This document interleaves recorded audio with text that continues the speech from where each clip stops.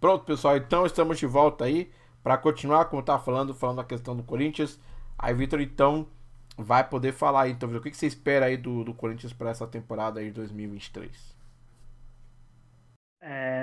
O Corinthians tem também uma mudança de filosofia de jogo, né? O Vitor Pereira tinha uma filosofia de um time um pouco mais, até pela idade que ele enfrentou, um time um pouco mais marcador e por muitas vezes ele até que fazia a marcação alta, mas não tanto. O Lázaro também apostou um pouco nessa marcação alta, mas não funcionou, principalmente contra o Água Santa. Eu acho que não deve ser essa marca desse time do Corinthians, até pela filosofia desses jogadores, né? O Roger Guedes, o Yuri Alberto, o Renato Augusto. São jogadores que você precisa encaixar muito bem essa marcação alta para, teoricamente, eles conseguirem fazendo essa marcação, porque eles não são jogadores de marcação. Então o Corinthians deve retornar um pouco mais, baixar um pouco mais a linha. A filosofia do Lázaro é uma filosofia até parecida com que trabalha o Fernando Diniz. Eu vou dizer por quê. Ele traz todo mundo para um lado do campo para trabalhar em versões. O Diniz não trabalha tanto em versões, né? O Diniz gosta daquele trabalho curto. Ele vai trabalhar bem em versões de um lado para o outro. E fez muito isso contra o Água Santa. Ele começou com o Watson como começa teoricamente aberto pelo lado direito do campo, só que o Watson vai como um meia, se junta como um meia no 4-4-2, ele libera um pouco mais, ora Renato Augusto, ora Roger Guedes, para não ter tanto essa disciplina tática de marcação. Então, o Watson se junta pelo lado e trabalha muito a inversão de bola, principalmente com a subida do Fagner, né? Porque o Fagner é um lateral mais novo e também com uma potência maior do que o Fábio Santos. O Fagner tem mais força física do que o Fábio Santos. Então o Fábio Santos fica mais defensivo, dando mais liberdade para a descida ali do Renato Augusto caindo por ali com o Roger Guedes. O Watson se junta, então fica assim o Renato Augusto aqui com o Fábio Santos vindo por trás aqui, e fica aqui vindo um pouco mais na frente o Renato Augusto, balançando entre ponta e meia, e o Roger Guedes também balançando entre ponta e meia. E o Fábio Santos vindo por trás como um construtor. E aí o Watson se junta a eles, vindo como um meia, vindo por dentro.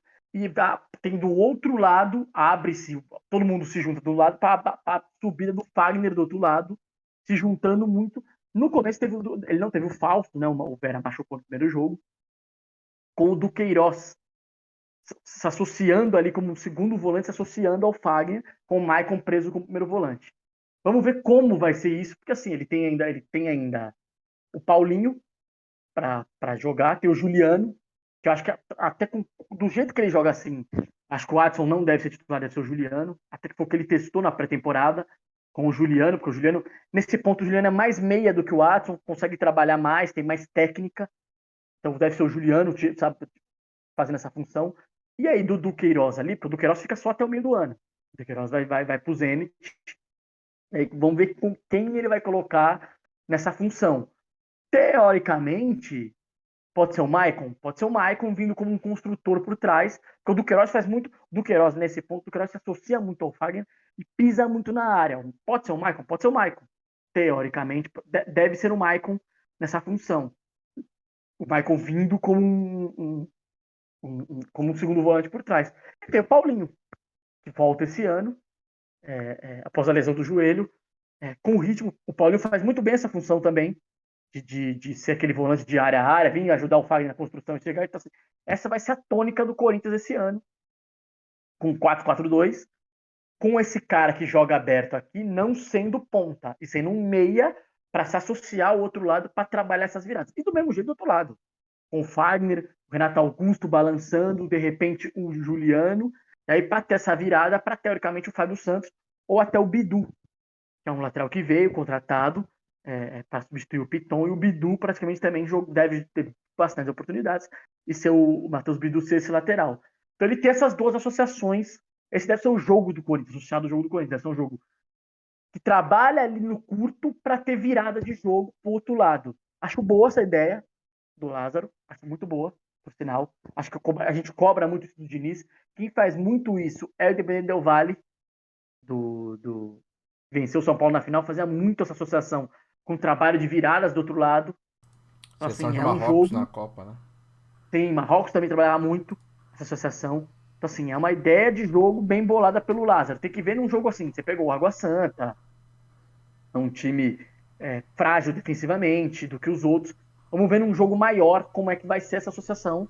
Mas eu vejo uma ótima associação, porque assim, ele trabalha muito com o Corinthians tem um jogador técnico, né?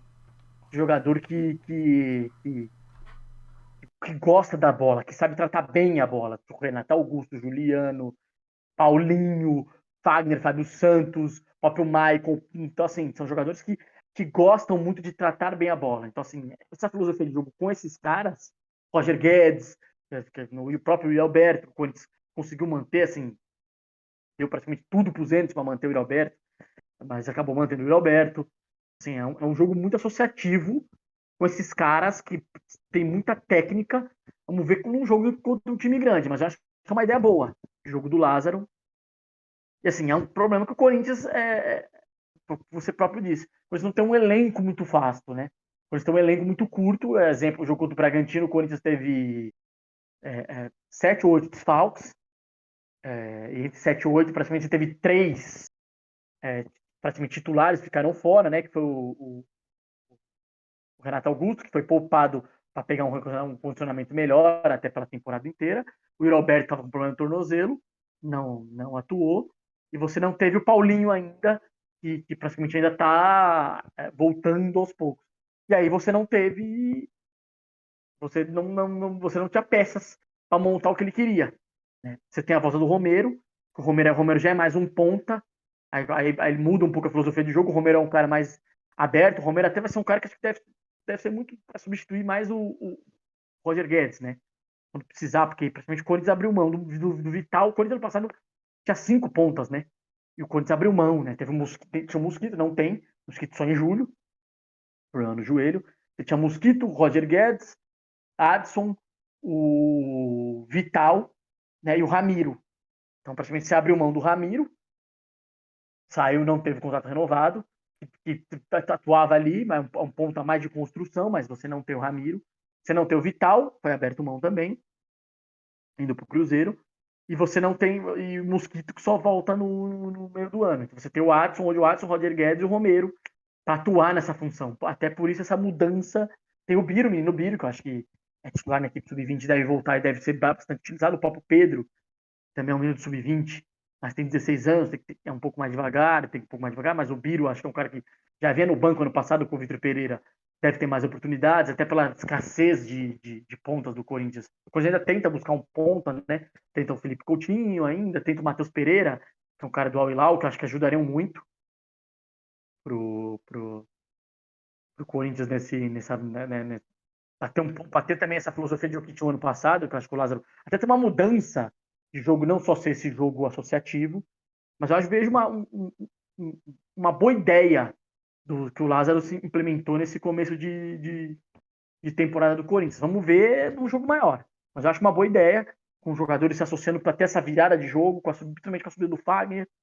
Você pode ter o Rafael Ramos, que também é um lateral que tem essa filosofia de subir, até mais novo que o Fagner, então também deve ser utilizar essa filosofia com ele. Vamos ver assim nos jogos maiores, mas eu vejo e eu concordo com você, o Corinthians é um time para um campeonato de pontos corridos, acho que desculpa, um campeonato de mata-mata, né?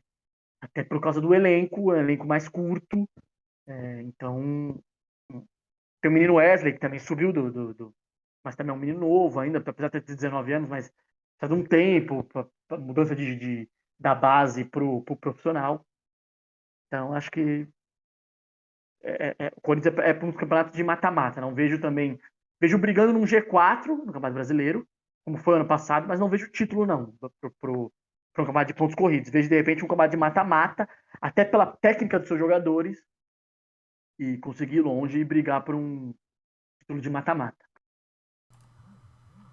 A situação aí vai ser bem interessante, né? Como eu falei, acho que o Corinthians pode ter tudo aí pra pintar aí como uma surpresa aí, até porque acho que precisa vencer, né? Precisa conquistar títulos, então vamos ver o que o Timão vai conseguir trazer aí.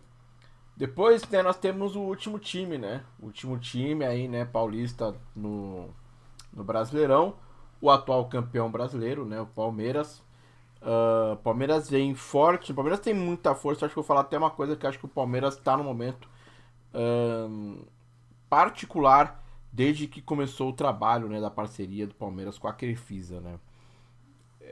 O Palmeiras sempre tem, inicialmente, né, gastou muito dinheiro, trouxe muitos jogadores, montou um time, montou uma base, montou um time, ficou procurando, acertando a entrada e saída de jogadores, trouxe o Abel Ferreira, um treinador que realmente, assim, o time demorou para acertar, o Abel acertou esse time, o time funcionou. O Abel é um grande técnico, né, que trabalha muito bem o time do Palmeiras, e o Palmeiras tinha muitos grandes jogadores, né, jogadores de destaque, né, e o Palmeiras simplesmente perde os dois melhores jogadores do time de uma vez só, né? Na minha opinião, os dois melhores jogadores, jogadores que funcionavam ali, né? Gustavo Scarpa e o... Ai, droga, fugiu o nome agora. Danilo? Isso, o Danilo, Gustavo Scarpa e o Danilo. Dois jogadores que funcionavam no coração do time no meio campo, que era o Palmeiras levava melhor em várias partidas, né? Venceu muitos jogos com o apoio desses jogadores, né? E perde os dois de uma vez só, né? Tinha também, né? Vocês talvez se não tivesse contundido, aí eu acho que se não fosse pelo problema lá, né? De contusão, né? Eu acho que o que o Rafael Veiga também teria sido vendido, também já teria saído do Palmeiras, só não saiu, acho que por conta da falta de sequência que ele teve, né, com o Palmeiras depois, né? O Palmeiras inclusive até chegou até a brigar pelo vice-campeonato, jogou uma final muito interessante, final do Mundial lá contra o Chelsea. Então, eu vejo o Palmeiras, só acontece, o Palmeiras perdeu esses jogadores, né? Perdeu, não tem mais, né? Não conta mais com esses jogadores, né? Com esses dois jogadores, o time perde, na minha opinião, perde muita força com isso, né? E não trouxe ninguém, né? O Palmeiras não encontrou um reforço, né? Esperava até porque o Palmeiras fez muito dinheiro, né? O Palmeiras ganhou muito dinheiro aí com a venda do Endrick, né? A venda desses dois jogadores mais a venda do Endrick são valores altíssimos no Palmeiras.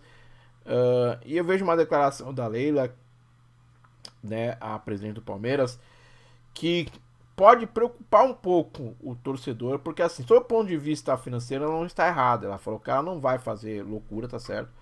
Só que ela tá procurando jogadores daquilo que a comissão técnica considera ideal e dentro do que o Palmeiras imagina como cabível. Eu acho que o Palmeiras, né, com a força financeira que tem, com a conquista, com a previsão de receita que tem, no futebol chega um momento que eu acho que aí é que é o ponto diferencial, o segundo grande ponto diferencial do Flamengo, né, desde o início lá da gestão, quando começou a gestão do Bandeira de Melo, e depois, né, quando saiu e foi seguindo-se, né, eu acho que além do controle financeiro, foi quando o Flamengo teve dinheiro, e até hoje o Flamengo tem isso. O Flamengo ele é muito, ele se arrisca nas contratações. O Flamengo bota o risco na contratação, eu falo risco financeiro, ou seja, o Flamengo investe muito dinheiro porque acredita que o retorno de dinheiro será tão grande quanto o seu investimento, né? Então, o Palmeiras ele é um time mais, o Flamengo ele é um time mais arrojado nesse ponto. O Palmeiras é um time mais conservador. A Leila é uma presidente mais conservadora nesse ponto. Ela prefere buscar a saúde financeira. É claro, tem que buscar, todo clube tem que buscar a saúde financeira. Mas no futebol você tem, como todo negócio, você tem que ter um momento que você tem que se arriscar, você tem que correr o risco, você tem que tentar um investimento maior, buscando, né, com o objetivo de tentar trazer um retorno financeiro maior, né, para o clube. Então acho que o Palmeiras, nessa demora, né, para encontrar um jogador, ou então por não atacar o mercado, né, de forma a buscar pelo menos uma grande contratação, precisa trazer dois jogadores, pelo menos uma grande contratação pro clube. É claro que tem o Endrick aí, né, que acaba de ter uma grande contratação, a renovação de alguns outros jogadores, né, a renovação do Dudu, né, a renovação do Rony, se não me engano, do Rony, né, acaba sendo uma força muito grande, mas o clube tá carente. O Palmeiras hoje tem uma carência, né, coisa que não tinha há muito tempo, né, e o Abel Ferreira vai ter que lidar com essa carência, vai ter que resolver por enquanto com essa carência com o time que tem dentro de campo, né? Vamos ver qual que vai ser o impacto disso. Eu acho que isso pode ser um impacto muito grande, né? Quando se fala Palmeiras, que é um time que joga nessa busca, né? Pela elite, pelo topo. E o principal rival dele, né? Hoje, que é o Flamengo, investe muito, gasta muito dinheiro, vende jogador também, vende dinheiro. Então o Flamengo trabalha com um giro de capital muito grande, é um giro de dinheiro muito grande. Toda hora entra muito dinheiro e sai muito dinheiro. É, porque o Flamengo busca a maior fatia do bolo nas competições, né? Que é a fatia do campeão.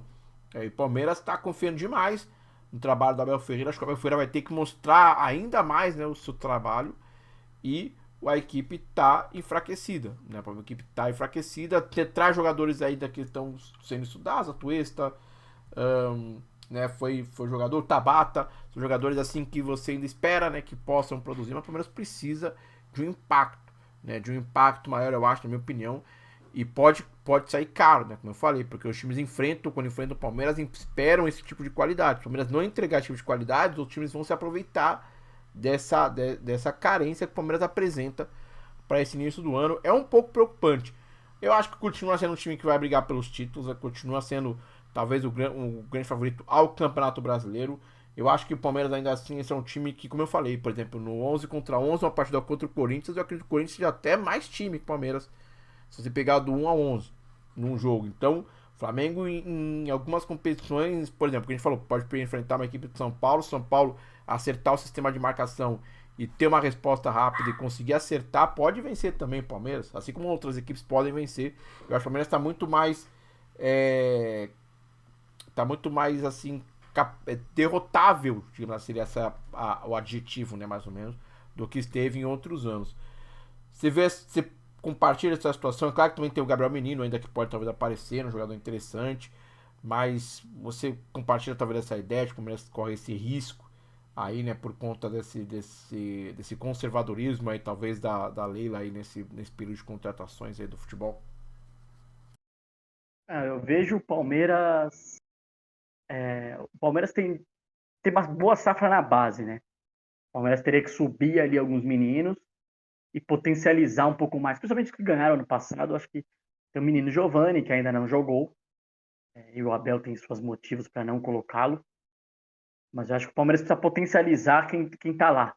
Acho que o Palmeiras trouxe três centroavantes ano passado e até agora não mostraram que vieram, que é Navarro, o Flaco Lopes e o Merentiel. Você precisa potencializar esses caras, tentar montar um esquema que esses caras consigam praticamente. Agora você tem o Hendrick, né? O quarto, tem 4 centroavantes.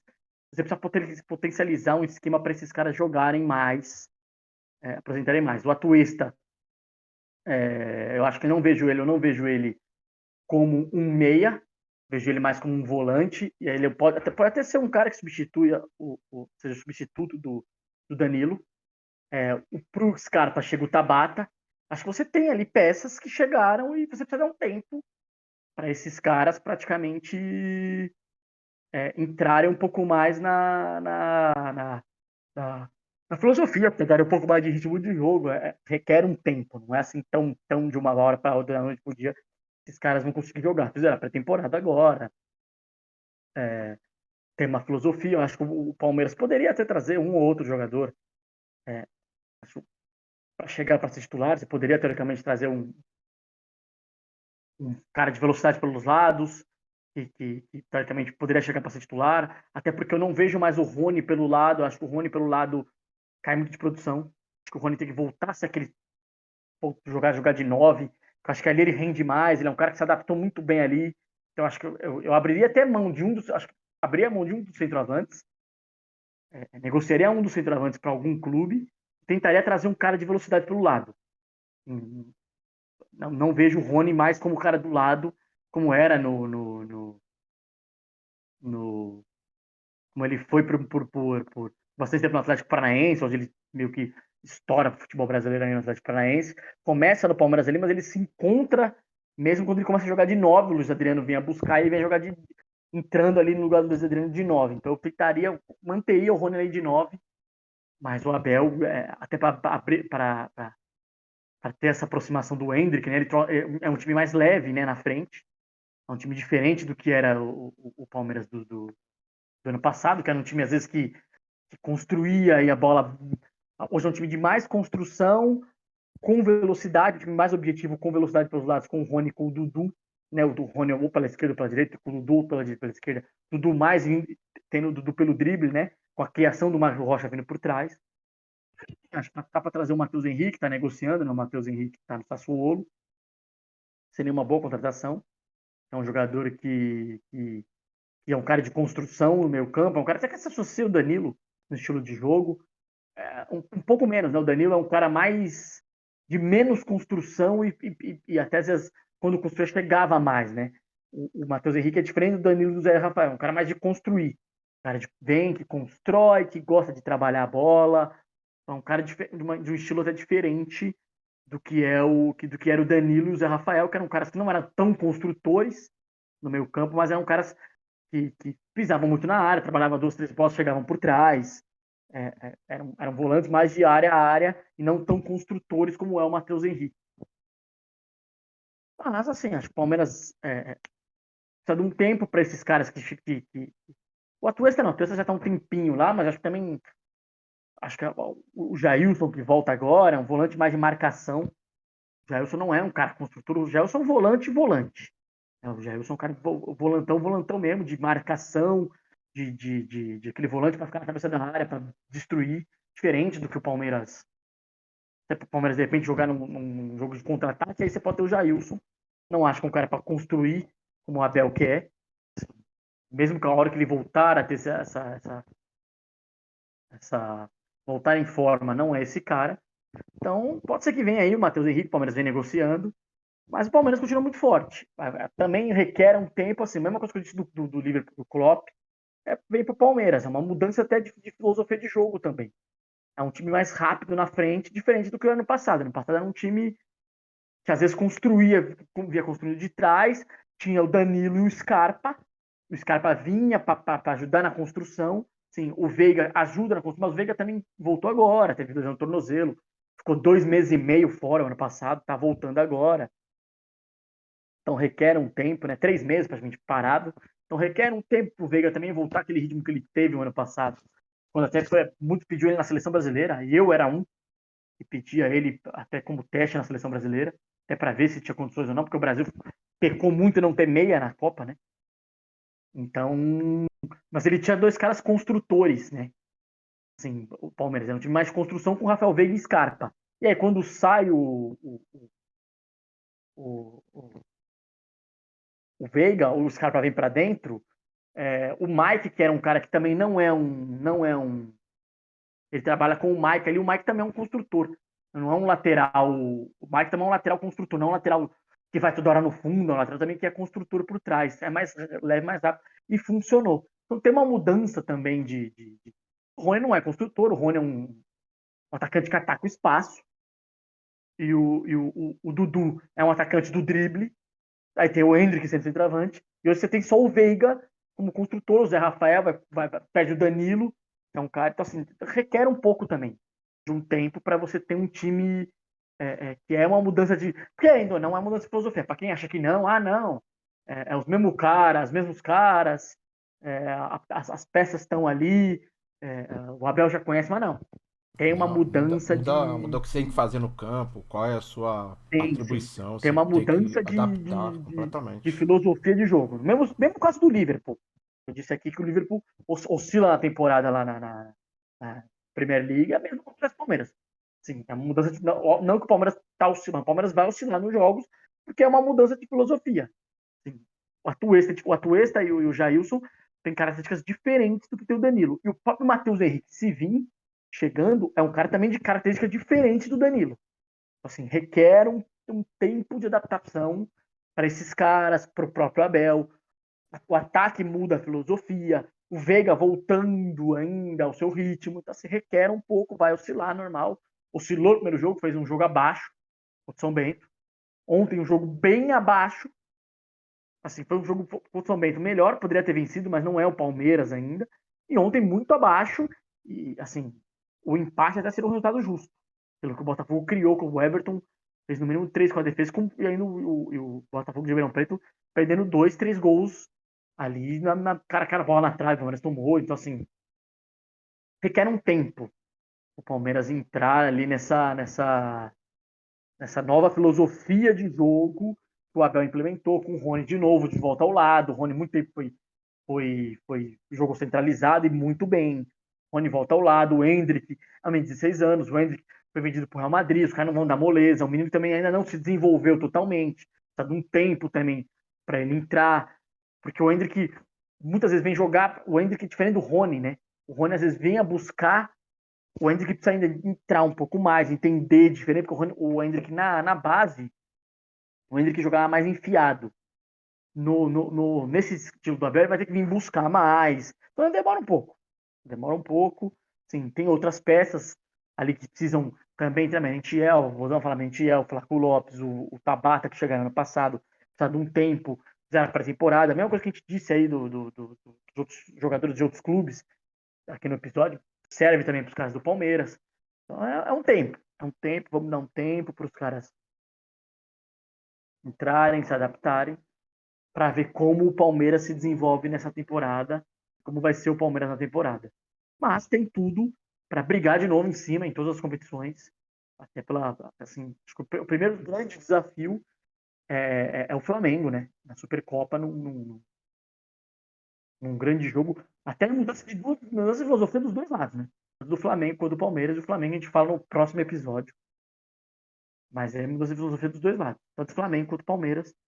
E o Palmeiras, querendo ou não, mesmo que esteja com o mesmo treinador, mas é uma mudança de filosofia de jogo, assim, até por causa do que o Abel precisa mudar, se o Abel precisou mudar para encaixar o Endrick, perde Danilo, perde Scarpa, então assim, é uma mudança de filosofia. Assim.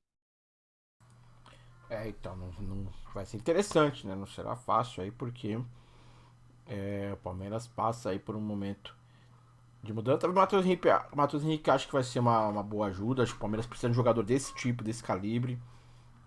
Jogadores que deram muito certo aqui no Brasil, né? Tem que buscar esses jogadores. E aí sim, aí começa a entrar no caminho. E também tem uma questão também, né? O Palmeiras pode, eventualmente, né? Não sabemos ainda, né? Mas ao cargo da seleção brasileira, né? Mas não sabemos qual a situação fica a situação da Abel Ferreira à frente da É, não vai, seleção, não vai. né? Não Então. vai, não será o Abel. Então, aí pelo menos, se for isso, pelo menos escapa dessa bala aí, né? Porque tem outros times aí no Brasil, né? A gente vai falar, talvez o próximo episódio falar do Rio de Janeiro, né? O Fluminense tá nessa encruzilhada aí, né? Tipo, de montar um time bem interessante, mas não contar com aquele que montou o time, né? Então, vamos ficar de olho, né? Por isso que o próximo episódio vai ser bem interessante, né? Pra gente falar, né, de alguns times aí, do outros times do Rio de Janeiro, que serão no próximo episódio, né? Que a gente tem aí e vamos dissecar um pouco aí as equipes, né? Do Rio de Janeiro. A gente já estudamos as equipes paulistas, né? Que vão disputar aí o campeonato brasileiro, né? Mais a Copa do Brasil, mais a Sul-Americana ou Libertadores, né? Mais o próprio campeonato estadual. Espera-se bastante, né? Desses times, né? A expectativa para todos aí é um meio de tabela com o Palmeiras, com o Corinthians, Palmeiras, talvez o Corinthians brigando para Libertadores, Palmeiras brigando pelo título e o Bragantino tentando sobreviver e todos aí uma campanha ok na Sul-Americana, enquanto que tanto o Corinthians quanto o Palmeiras acho que a expectativa é talvez de brigar por título na Libertadores e na Copa do Brasil todos vão tentar buscar, né, de novo com Palmeiras, Corinthians e talvez São Paulo correndo por fora, mas vai depender muito do adversário de fazer uma campanha de surpresa aí na Copa do Brasil. Bom, pessoal, então é isso, né? Nós abordamos aí as equipes paulistas. Espero que vocês tenham gostado, né? Não se esqueça aí de deixar o like, de se inscrever. Lembrando que esse é o outro canal, né? O nosso canal aí de vlogs, né? Então a gente sempre traz conteúdo. Se inscreva aí no canal, né? Compartilha também, né? Passa aí para os seus amigos, aí fala pra galera, pra quem gosta, né, de futebol, quem gosta, quer saber, ter uma outra visão sobre o futebol paulista aí, né? Que quiser ter uma outra visão sobre qualquer uma dessas equipes, né? Que participam do campeonato brasileiro, né? Desse ano na primeira divisão. Então, eu espero que que seja, né? Que tenha realmente um retorno, a expectativa é muito grande para os times paulistas. Muito obrigado, pessoal, né? Muito obrigado. Eu fico muito feliz, né, pelo apoio de vocês, né? Vou deixar o Vitor encerrar e aguardo vocês no próximo episódio. Muito obrigado, tamo junto e vai daí, Vitor. Bom, valeu, pessoal. Uma mesma coisa, eu volto a dizer. Mandem notícias aí que vocês querem saber, que vocês querem ouvir. Estamos abertos a tudo. Críticas, sugestões, sempre com muita educação, eu sempre volto a dizer isso. Estamos abertos aí. Mandem aí para a gente seu like, compartilhem, curtam nas notificações para estar sempre recebendo aí o que está acontecendo no canal, não só nesse canal, mas também no outro canal do Muma. Estamos abertos a tudo. Obrigado. Boa semana. Saúde e paz a todos. Fui.